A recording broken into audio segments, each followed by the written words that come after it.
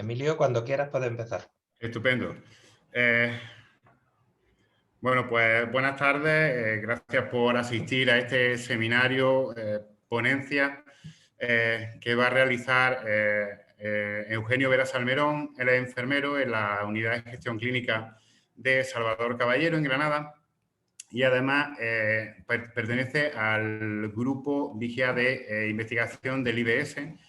Ha sido además también investigador principal de un proyecto financiado en convocatoria competitiva a través de la Fundación Progreso Salud, que es el Sistema de Información y Registro Integral de Úlceras por Presión, un proyecto SIRU, que fue financiado en una convocatoria competitiva, como os comentamos. Y lo que nos va a exponer ahora es, bueno, un poco los resultados de este estudio y todo lo que ya está saliendo, un poco sobre publicaciones y tal, como algunas de las conclusiones que están saliendo de este estudio. Así que le doy la palabra a Eugenio. Tenéis el chat para poder preguntar lo que consideráis oportuno y se contesta al final de la ponencia.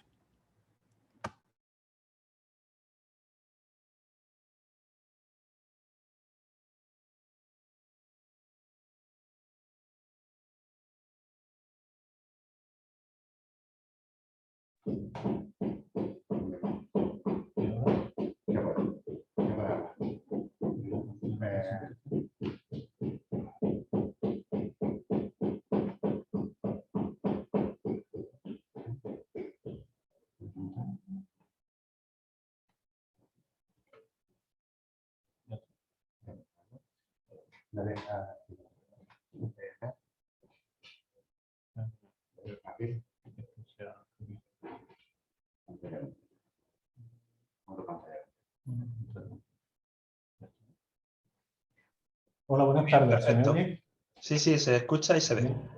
Bueno, pues como ha dicho Emilio, yo soy Eugenio Vera y soy el IP de este proyecto y quería compartir con vosotros los primeros resultados y cómo ha sido la evolución de este proyecto, que fue financiado por la Fundación Progreso y Salud en la convocatoria de 2016 y que se trata de un análisis de resultados en salud en atención primaria sobre un seguimiento de pacientes inmovilizados con registro en el sistema de información SIRU, que es un sistema de registro que se creó en el Distrito Sanitario Granada Metropolitano, integrado en la historia de salud de Linares.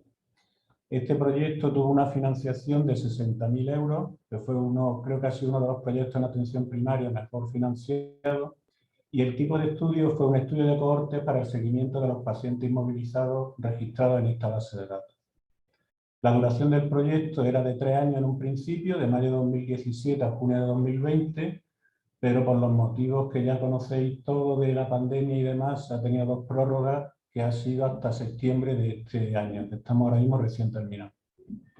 El ámbito de aplicación ha sido atención primaria y centros sociosanitarios, residencias pertenecientes a ambos distritos, y el equipo investigador en un principio estaba constituido por 9 personas, que os las muestro aquí, donde veis que hay desde enfermeros gestores de casos, enfermeros de práctica avanzada en heridas crónicas, enfermeros de equipos básicos de atención primaria, un técnico, un informático, un ingeniero informático y una profesora de la Universidad de Sydney, psicóloga, con la que compartimos uno de los objetivos de este proyecto que ahora os contaré.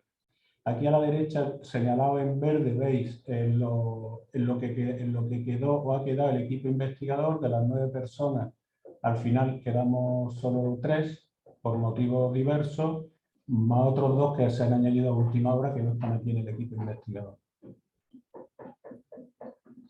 Bueno,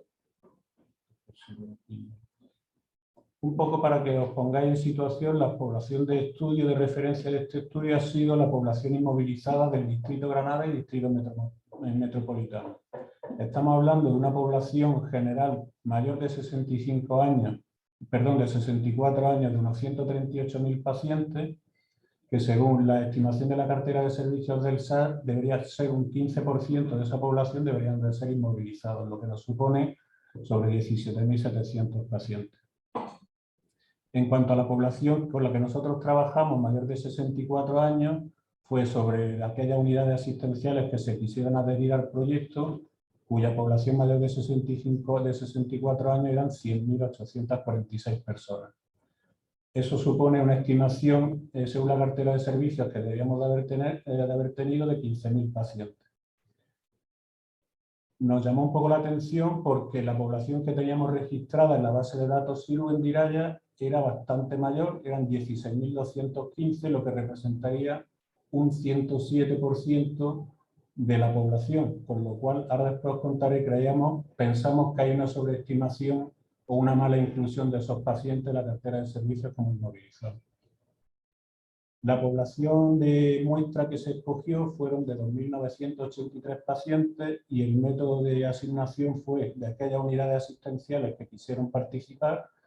De los cupos médicos de esos pacientes se cogieron los que eran inmovilizados y aleatoriamente se asignaron a cada enfermero de ese cupo, se asignaron en un principio 8 o 9 pacientes y con una reposición posterior hasta 3 meses por fallecimiento, porque se negaron a participar o por cualquier otro motivo, ¿vale?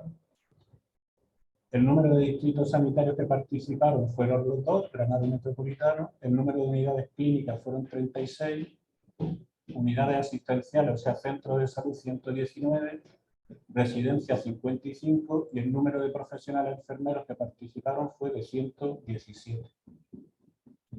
Un poquillo para poneros en situación, cuáles fueron los criterios de inclusión. Fueron todos los pacientes inmovilizados mayores de 65 años que vivían en domicilio o en centros sociosanitarios adscritos a ambos distritos. Para que tengáis conocimiento de lo que se define como paciente inmovilizado, pues son toda aquella atención sanitaria que se presta a los usuarios que se encuentran en su domicilio y que por diferentes situaciones no pueden salir de la casa, ¿no? Personas que pasan su mayor tiempo en cama, vida cama-sillón, o que tienen importante dificultad para desplazarse y salir de su domicilio. Este término es el que creemos que está un poco controvertido en lo que os he dicho antes sobre la estimación de pacientes inmovilizados, porque cualquier paciente inmovilizado en la casa no tiene por qué tener riesgo de úlceras por presión, porque puede ser que tenga una insuficiencia respiratoria y no tiene el riesgo de úlceras por presión. Y también por una confusión de los profesionales que confunden lo que es la atención domiciliaria con la atención a un paciente inmovilizado, ¿vale? La úlcera por presión, todos saben lo que es, son las lesiones que se producen por un riesgo isquémico, por una presión continuada sobre una prominencia ósea y que pueden dar lugar a la pérdida continua de la piel y lesiones más o menos profundas que ahora después veremos. Y cuando hablamos de SIRUP, estas siglas que dan origen al proyecto, pues quieren decir Sistema de Información y Registro de Úlceras por Presión, ¿vale? Este módulo, el que estaba integrado en Diraya, y no solo permitía el registro, sino que además al distrito le permitía sacar un sistema de información y seguimiento de lo que se iba haciendo en él, cosa que ahora lo que hay en Diraya no lo permite porque está todo centralizado a nivel de servicios centrales. Bueno, cuando se comenzó el proyecto, a cada enfermero participante se le dio un cuaderno de trabajo con lo que tenía que hacer.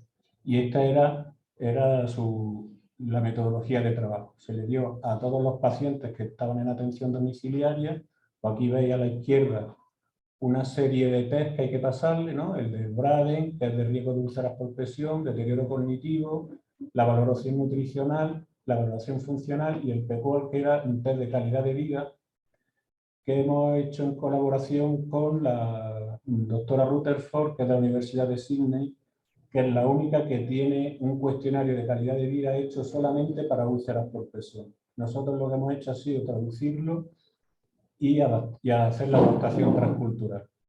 Aquí a la derecha veis en función del riesgo la periodicidad que tenían que pasarle cada uno de los test en función de que tuvieran más o menos riesgo, tanto en domicilio como en residencia. Veis que es un trabajo intensivo porque no solamente pasarle un test, sino el mismo test con una cadencia temporal que ya estaba aquí escrita.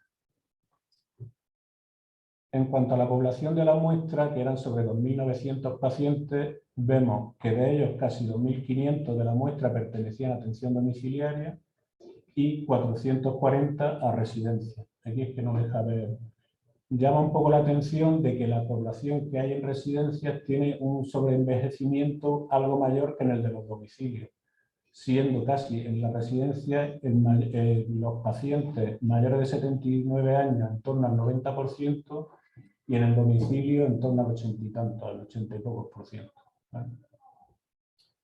Bueno, pues estos eran los objetivos del proyecto, que previamente a empezar el trabajo de campo se hizo el protocolo y se publicó en una revista para que quedara constancia de lo que queríamos hacer, y estos eran los objetivos que en un principio teníamos estimados.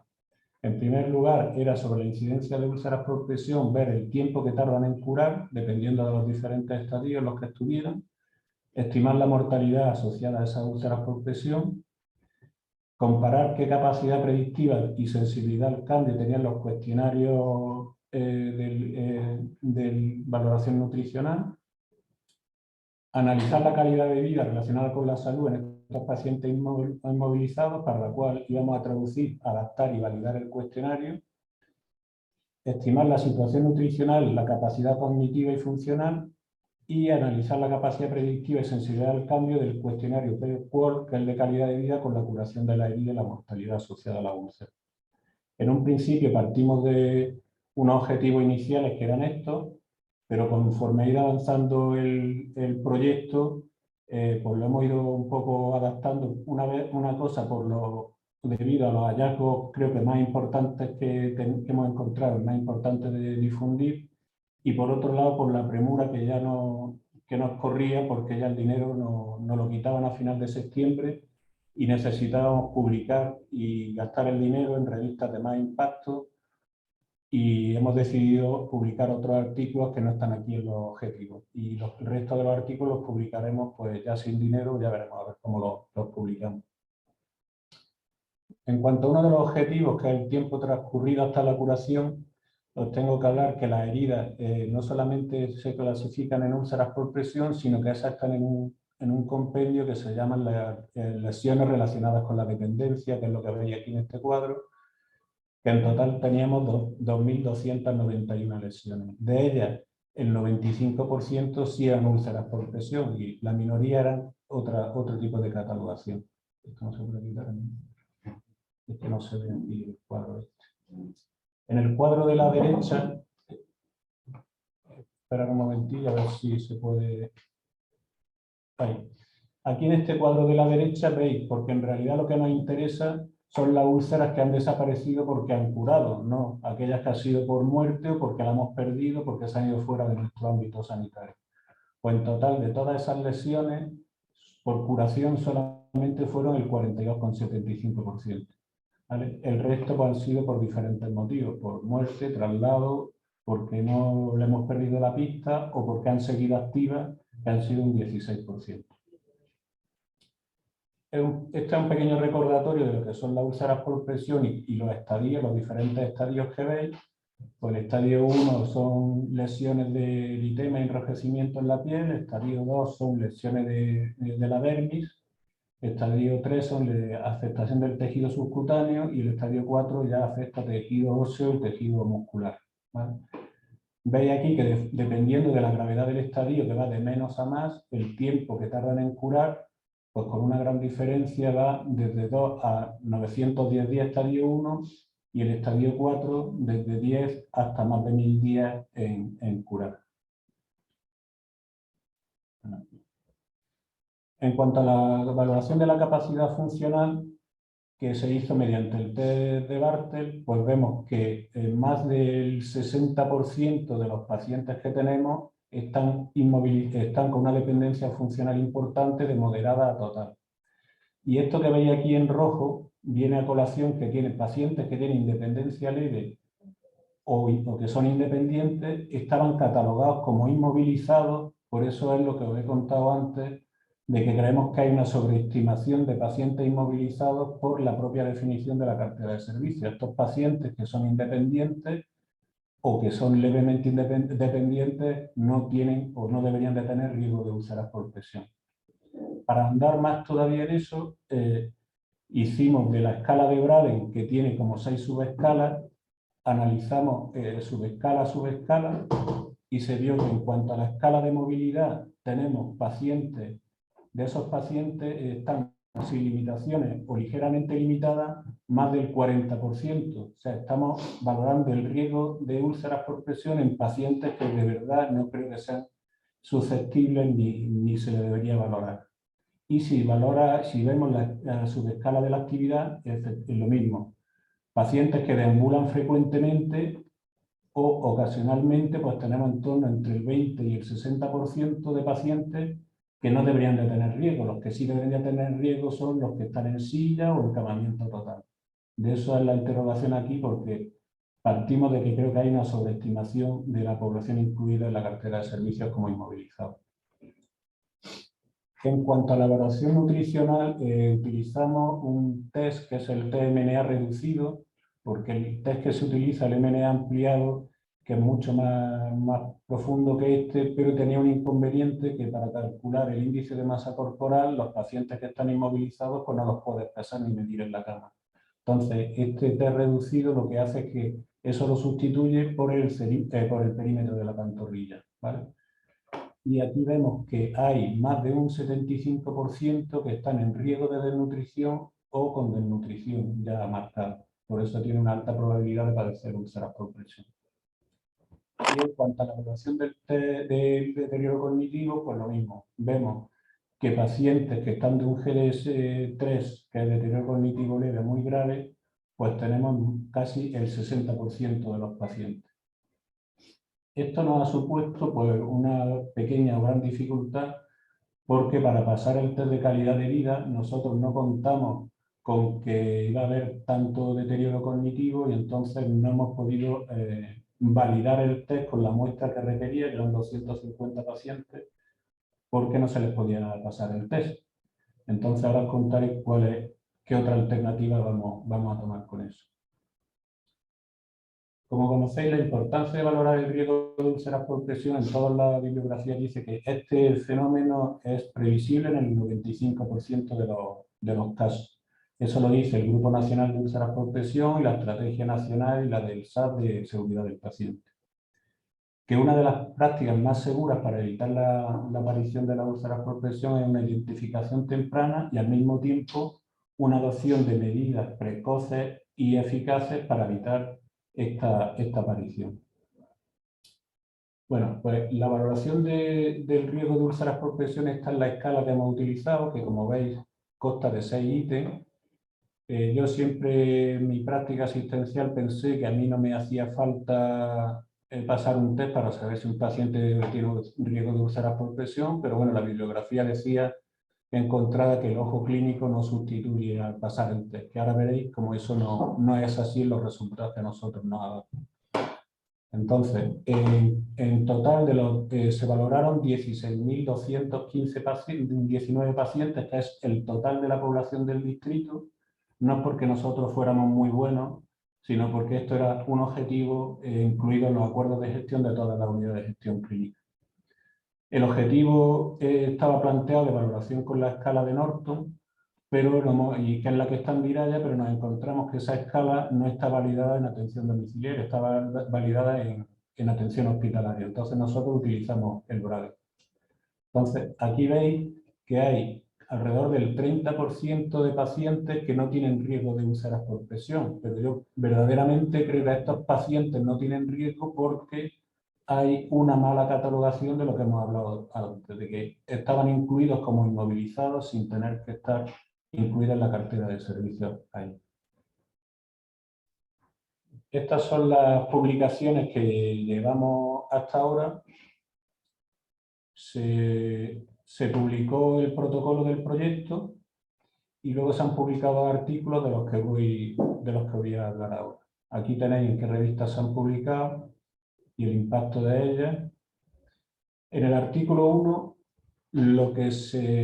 a la hora de incorporar a los 2 miembros nuevos al equipo investigador, que aunque no están formalmente incluidos, pues nos aportó una persona que es José Luis Béjar, que es profesor de la Facultad de Medicina y de Enfermería, matemático, pues al analizar la base de datos encontró cosas importantes que creía que tenían impacto. Analizó lo que es todo ítem a ítem de la escala de Braden y vio que de por sí solamente en las dos subescalas, lo que es la escala de movilidad y actividad, tenían tanto peso específico para valorar por sí sola el riesgo de úlceras por presión, en torno al 85, 80 y tantos %, sin necesidad de preguntar las otras cosas, y si ya se incluía la escala de humedad, pues ya era superior al 90 y tantos %. Eso fue el primer artículo donde veis en esta gráfica, que se ve un poco borrosa, donde la escala de humedad, actividad y movilidad por sí sola, veis que lo que está, que se ve regular, lo que está en rojo es con riesgo de úlceras por presión y en azul lo que está sin riesgo. Pues veis que la totalidad de lo que donde hay la variable humedad está presente, ¿veis? Todas tienen riesgo. Aquí donde hay movilidad, todas tienen riesgo salvo esto. Sin embargo, las otras variables pues no nos aportan, el seso no nos aporta porque en una donde está el seso hay riesgo y no hay riesgo. Solamente por esas tres por sí solas tienen la especificidad suficiente para catalogar como riesgo. Y el segundo artículo ya se profundizó en lo que los matemáticos y los estadísticos hablan de la minería de datos, donde se intentaron construir árboles de decisión para que el profesional, a la hora de valorar prácticamente sin pasar ningún test, solo contemplando la escala la subescala actividad y movilidad, tuviera una catalogación del riesgo y si se quería ir más allá, meter la de humedad, ¿vale? Esto, por lo que os decía, es que la bibliografía dice que el ojo clínico del profesional no sustituye a los test, pero sabiendo de estas dos subescalas, el ojo clínico sustituye muchas veces al test y la prontitud de implantación de medidas pues se acelera. Aquí tenéis los árboles de decisión, que se ve poco esto aquí. ¿Vale? Aquí arriba está la actividad y la movilidad, y en función de por donde vayamos discurriendo las características del paciente, pues nos sale con más riesgo o menos riesgo, ¿vale? Esto quiere decir, estos dos números que veis aquí, que el 50% de los 16.000 y pico pacientes que había del total estaban en perfil de riesgo y solamente un 0,02 estaban en ese perfil, pero no tienen riesgo. O sea que el valor predictivo de esta subescala, de este algoritmo está bastante bien. Y en este otro ya se introdujo la humedad, donde también nos llevamos la sorpresa que la actividad junto con la humedad, mejor que la movilidad, también tiene un buen valor predictivo. Aquí veis que solamente pasando este algoritmo pues, se hace una catalogación rápida de lo que es el riesgo de úlcera. Los resultados pendientes que nos quedan. Bueno, pues como hemos comentado, hemos hecho la traducción y adaptación transcultural del cuestionario de calidad de vida y está pendiente de que nos lo acepten en la revista. Nos lo van a aceptar en una revista, pero por 5 o 6 días ha estado fuera de plazo y nos han quitado el dinero de la financiación y no hemos podido pagarlo en esa revista. Y ahora estamos en otra. Luego, también estamos pendientes de hacer el modelo de clasificación, este algoritmo que hemos dicho, que hemos visto antes, seguir profundizando más en llegar hasta los niveles de riesgo establecidos según la evidencia, que son riesgo alto, moderado, bajo o sin riesgo, para llegar a más y asignarle el tipo de medidas preventivas que son las superficies especiales de manejo de presión, lo que todos conocemos como colchones. Los colchones de aire, los estáticos, los dinámicos. Entonces el profesional ya tiene el algoritmo y qué tipo de superficie tiene que ponerle al paciente. Este, que debería de haber sido el primero, un análisis descriptivo de la base de datos, que nos ha parecido que sería el menos laborioso, lo hemos dejado para después. Otro artículo que tenemos previsto es el analizar la sobreestimación de esta población de riesgo y ver la idoneidad de este criterio marcado por la cartera de servicios para clasificar a esta población. Hay que tener en cuenta que la variabilidad a nivel de la comunidad científica es bastante grande.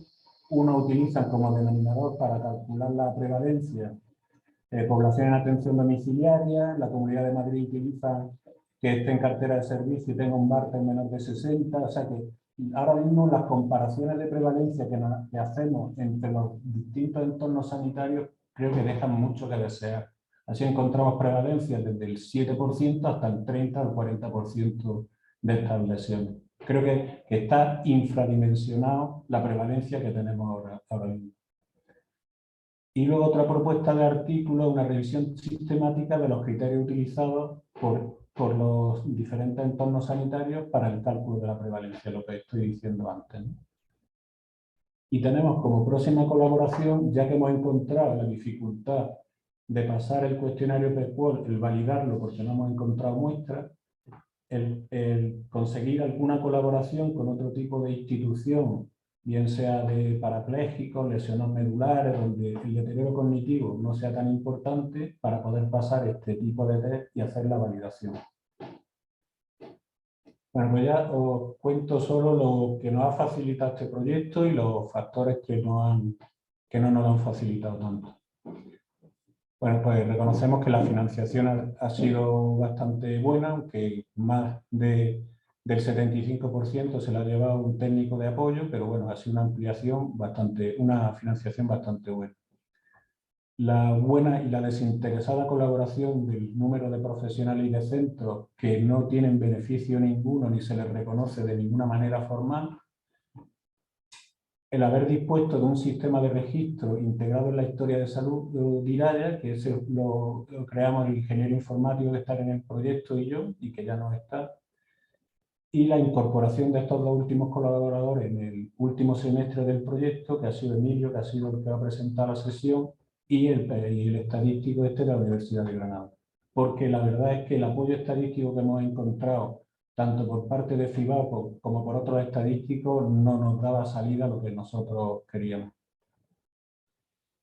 Y ahora, ¿qué factores adversos? Bueno, pues que os voy a contar de la pandemia, cada uno en su sitio, trabajando en otras cosas diferentes, con otras presiones diferentes y en eso hemos estado. Luego la reducción del equipo investigador, porque ha sido momentos de traslado, momentos de fallecimiento de algún compañero investigador y otros porque lo han abandonado sin más, sin dar señales de vida. El mayor problema lo hemos tenido en cuanto a la guarda y custodia de los datos que hemos tenido. Hemos pasado por todo tipo de peripecias, desde que cuando llevamos 6 meses de la ejecución del proyecto, como queríamos ser tan rigurosos en lo que es la ley de protección de datos y no llevarnos datos en los pendrive, en discos duros, se albergó en los servidores del distrito sanitario y hasta los 6 meses se quemaron los servidores. Entonces tuvimos que pagar a una empresa dedicada a la recuperación de datos y se pudieron recuperar en un 80%, así se perdimos bastantes datos ahí. Luego también el distrito sanitario eliminó esta aplicación de la historia de salud de Iraya y la sustituyó por otra, sin dejar un visor para poder ver para estudios posteriores la situación de los pacientes del proyecto. Se han perdido, no se pueden consultar porque no está disponible. Más factores adversos. Siguiendo lo de la confidencialidad, utilizamos un repositorio de documentos que había en la Junta de Andalucía que se llama CREAS para albergarlo ahí, y cuando hemos ido a recuperarlo, ese base de datos también, que parece que dependía de la Agencia de Calidad Sanitaria, también ha desaparecido y nadie ha podido restituir esos documentos. Y hemos echado en falta un apoyo técnico-metodológico por parte de FIBAPO, que se ha limitado en gran parte solo al apoyo y la gestión administrativa, que es una labor importante, pero nos ha faltado otro tipo de asesoramiento. Y luego, como ahora se quiere hacer difusión y darle importancia y que la gente conozca y se anime a la investigación, también hemos encontrado que por parte del distrito sanitario no se ha hecho difusión para nada de los resultados del proyecto, ni los profesionales que han participado en él son conocedores de esto. Creo que una buena herramienta hubiera sido la difusión para que la gente vea que esto es posible y se anime y vea que se le ha reconocido el trabajo y el fruto de su trabajo, que son estos que estoy presentando. Pues ya está, yo por mi parte, ya esto es lo que tenía que contar. ¿Vale?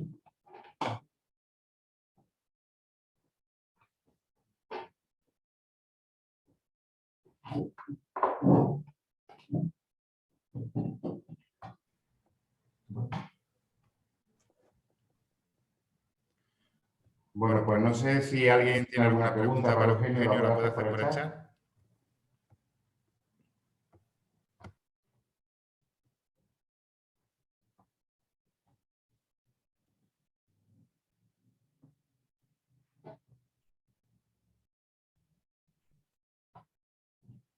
Si no, antes que nada, me gustaría dar las gracias a los asistentes y a la Escuela Andaluza por... a ver, silenciado. Decía que me gustaría dar las gracias a los asistentes a esta sesión y también pues, a la Escuela Andaluza, a José Luis, por el apoyo que nos ha prestado. Y quedamos a vuestra disposición para lo que necesitéis.